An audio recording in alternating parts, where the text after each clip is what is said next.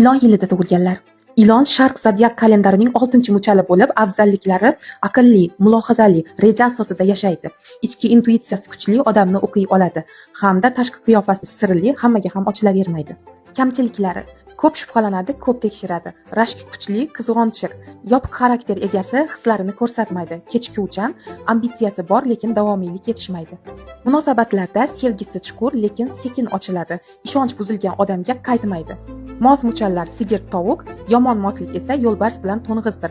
Qolgan muchallar bilan esa o'rtacha mos. Ilonlar kuchli analitik bo'lib, ularga mos kasblar tibbiyot, psixologiya, estetika, menejment, loyihalashtirish va me'morlikdir. Sharq mifologiyasiga ko'ra, ilonlar ozodalik, saranjomlik, boylik, shifo hamda ayollik ramzidir.